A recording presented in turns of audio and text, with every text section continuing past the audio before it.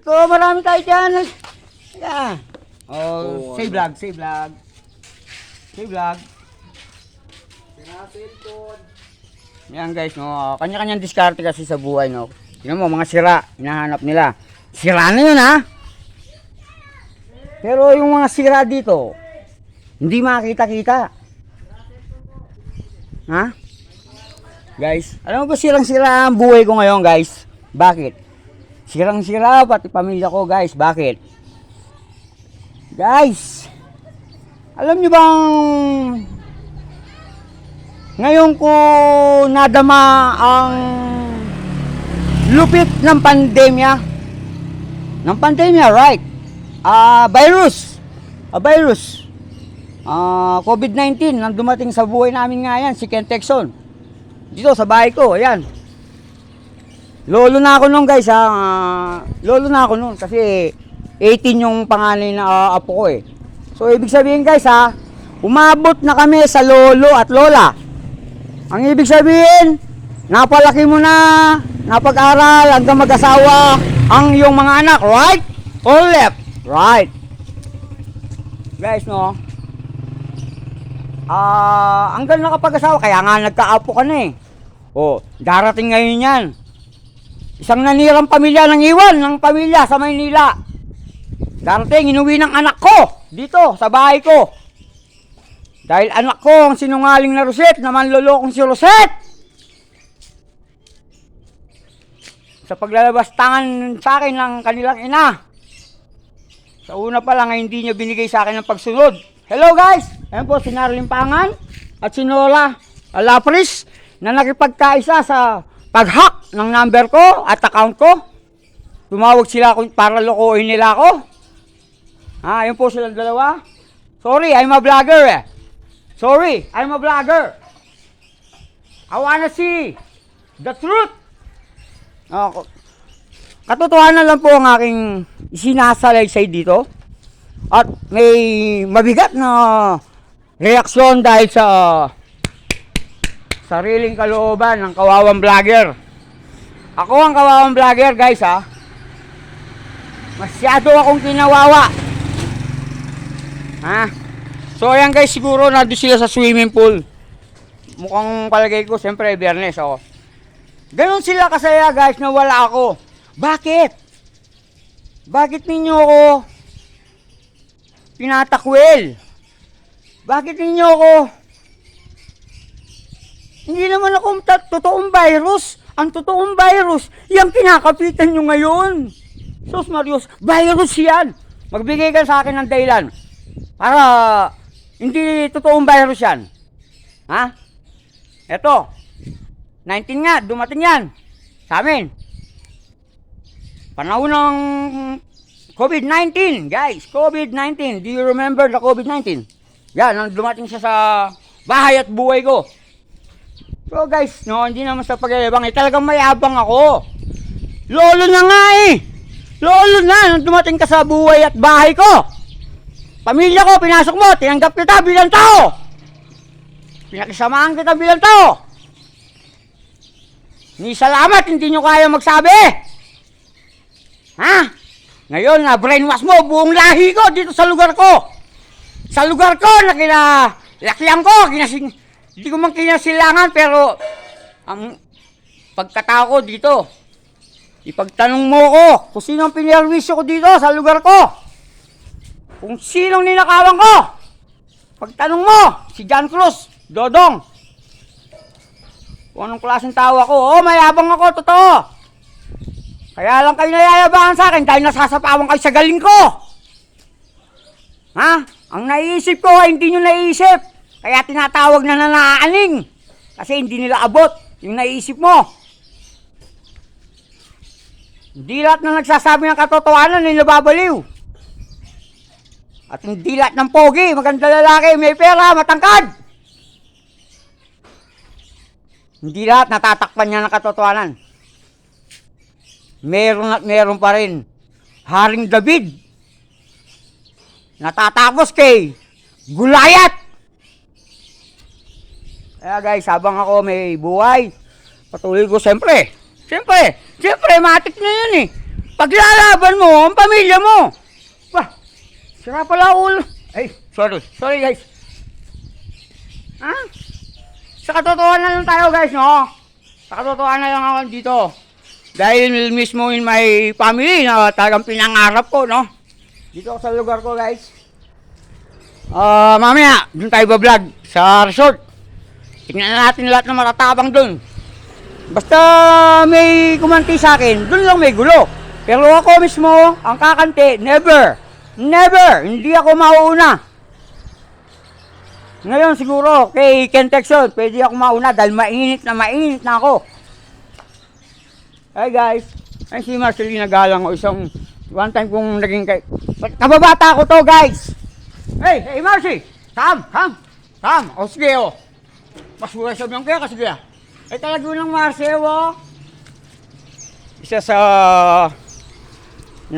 sa akin. Naman sa taga-Bandaro kasama ng nangawat. Guys, kahit saan dito guys, no?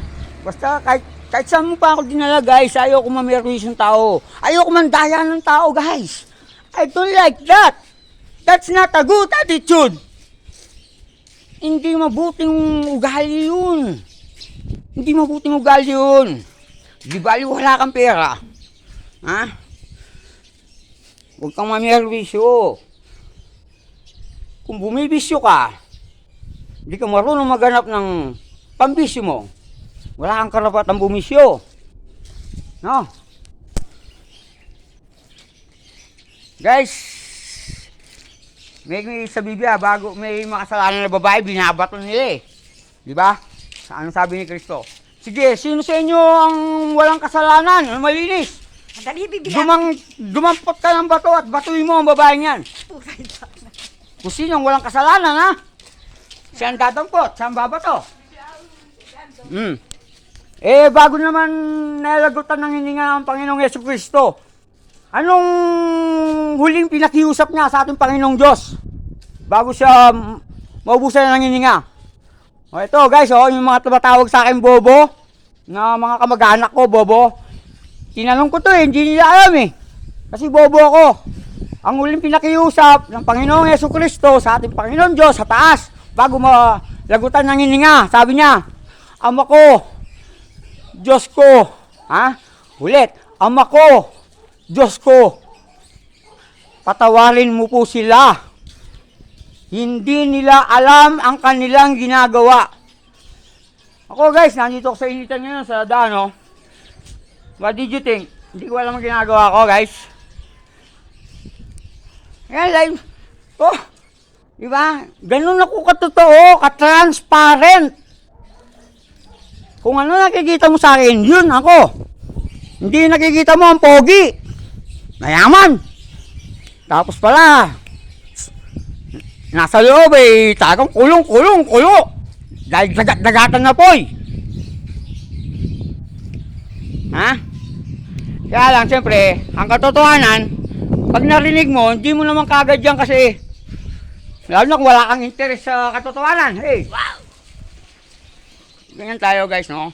Mahal tayo sa tao. Kahit mayabang tayo, huwag kang mananakit. Huwag. Kaya di ka lang masaktan sa akin pag lumabang ka. Dahil lahat ng lumalaban, pakyaw nga eh. Nananakaut pa nga eh. Di ba? Professional na yun. Ikaw pa kaya gaganyan-ganyan, lalabang ka. Wala ka naman pinaglalaban na katarungan. Sige, lumabang kayo kahit sino sa inyo. Basta sa katarungan. Maaaring talulin ninyo ako sa liit ng katawan ko. Pero sa katarungan, guys, lalo na pamilya. Pamilya ko ang pinaglalaban ko. Pamilya ko. Bago dumating ang pandemic, may problema. Minsan may pera, minsan wala. Yes. I tell the truth. That's life. Hanggang sa maging lolo at lola na kami. Nang dumating yan. O ngayon, ano naman naging katagdagan? Isang magandang bahay. Mga bagong kagamitan. Swimming. Kalayawan. Puro na kalayawan. Wala naman silang pinanindigan sa pag-aaral sa eskwela. pinabayaan. Pagsamba, pinabayaan.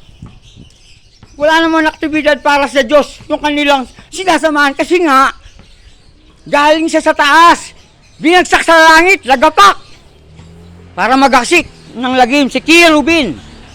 Si Kirubin. Si John Cruz, ha? John Cruz.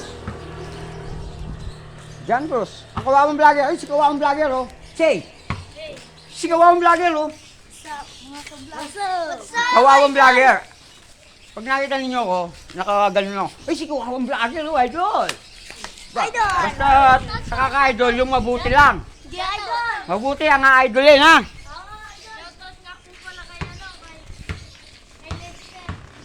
So, yan guys, na-distract ako kay Facebook kahapon dahil sa talim ng aking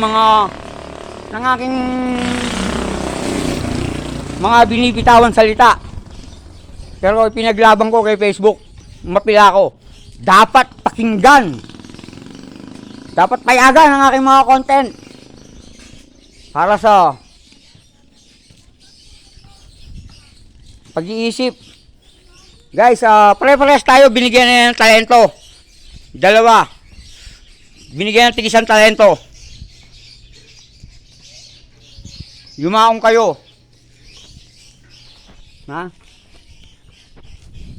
Yung isa, tinambak niya yung ano niya, talento niya. Tinabi niya. Hindi niya ginagamit. Pero yung isa, pinagyayabang pa nga niya, may talento kayo, may talento ako. Yan, tuturo ko sa'yo kung ano yung talento ko.